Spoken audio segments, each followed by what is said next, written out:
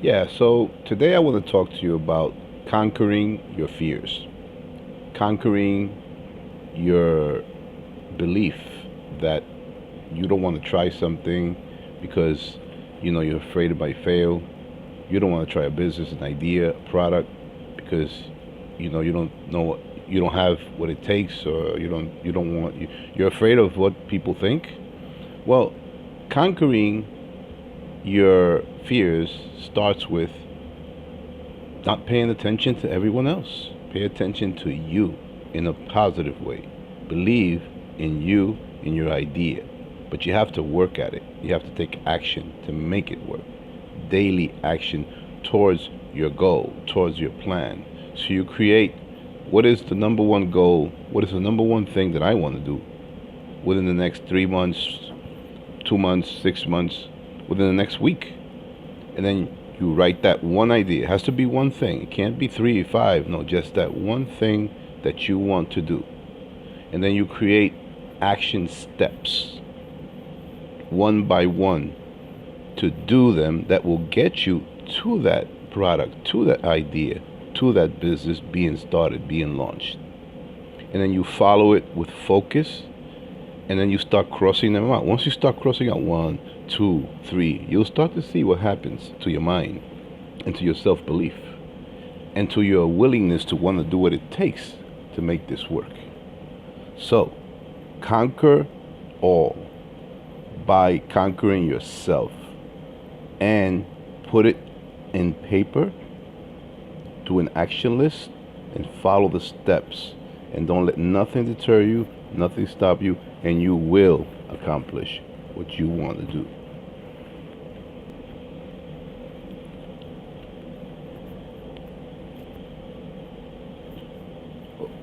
Over here at the cigar shop, you know, doing some work and relaxing at the same time. A little R&R while you're doing business. So I figured I'd take a couple of minutes to do this quick video on just to tell you a story of entrepreneurship. As some of you may know, I've been an entrepreneur all of my adult life, and I've had the ups and downs. I failed, I've had success. I've learned mostly from my failures. But when you learn from your failures, if you don't recognize what those failures are, and then actually be aware of those failures, how they happened, so that you can learn from it and perhaps share it with others, and maybe in the future from that past failure prevent you from committing the same failure again, because we all know the definition of madness, right? It's doing the same thing over and over again, expecting a different result. So we must learn from our failures. Failures are good. Remember, I think it was Babe Ruth, one of the highest home run hitters, one of them of all time. He also struck out the most. So was Hank Aaron. These guys, you know, hit home runs like madmen, but they struck out the most. So remember that. You have to keep trying, keep trying. And failure, the more you fail, the more you stronger you become, and the more knowledgeable you become. Don't be afraid of failure. Learn from them and move on. So I wanted to get that out the way, but I want to tell you a quick entrepreneur story. So back years ago, when I was in the retail business, when I had retail stores throughout different boroughs of New York, Queens and Brooklyn in particular, I remember I had I had two stores in one particular neighborhood, in Brooklyn, and there was a gentleman that had opened up a restaurant.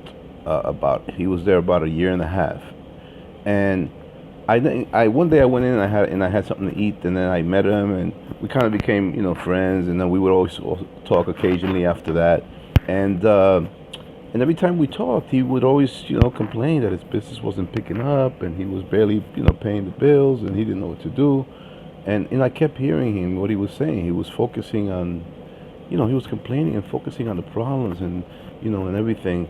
And I guess because, not I guess, I know, because he started to, that's all he was doing, complaining, complaining, complaining. He was focused on his challenges and his problems, where he had to focus on the solutions. Not, see, if you focus on the problem, that's what you get more of. But if you focus on the solutions to your problems, you will find the solutions to them to catapult you to where you need to be. So, after hearing him, one day I got an idea. I said, hey, let me share with my new friend this idea I just got. So I said, look, why don't you, I see that you serve wine here as well in your restaurant. I have an idea for you. I think you should try it. I think, try it. It's not going to cost you anything. It may work, it may not work. But here's the idea. Why don't you put, create a shelf or some type of shelf of really, really nice looking, okay? And put bottles of wine, empty bottles of wines in it with the cork and everything, but put it in a way that it looks really good, and then, like maybe 20, 30 bottles of different kinds of wines. And then make a sign, a professional looking sign, not out of paper, something laminal or, metal. And you put that shelf with those bottles of wine and that sign outside in front on the sidewalk right next to your restaurant. And what that sign is going to say is free glass of wine with dinner. That's all.